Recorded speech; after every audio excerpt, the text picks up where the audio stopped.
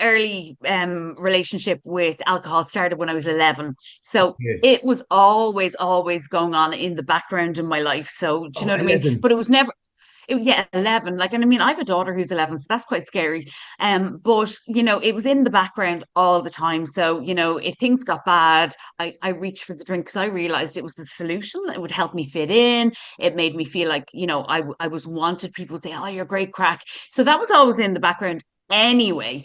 But when I was 23, I got a career break that like you dream of. Yeah, So I yeah. had been working for pirate radio, then I was working for local radio. I went into Spin 1038 in Dublin. They were a brand new station. I actually only stayed with them for a year and a half, and that's because 2FM came knocking on my door. Yeah. And to get Amazing. headhunted is such an honor, but to be headhunted for the top dogs at the time was just unbelievable. So John Clark had rang me and asked me if I would like to come over and work for them. And he said there's a bear shit in the woods, of course. So I went over and I started working with them. And I started off on an evening slot, but got moved on to the lunchtime slot directly after Jerry Wow. Ryan, like Amazing. really, really quickly. So I was doing the all request lunch. The listenership was massive, hundreds of thousands.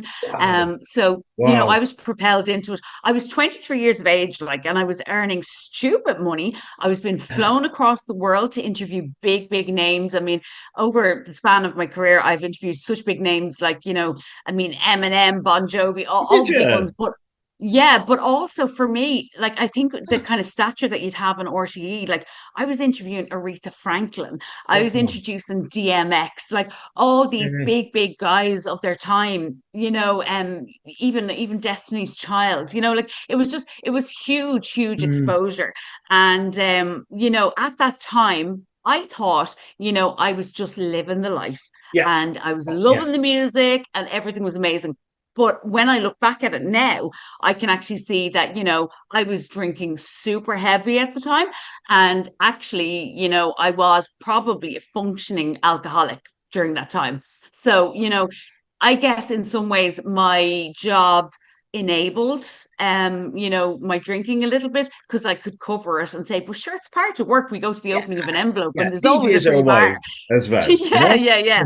And like I was DJing around the country, and yourself, you turn up to DJ, and it's like, you get free beer all night or Party whatever. time. Everything is, yeah, yeah. It's because, and like I I used to give a show when I was DJing. Like I would go up like to freshers weeks in different colleges, and I'd be standing on the speaker, swinging the microphone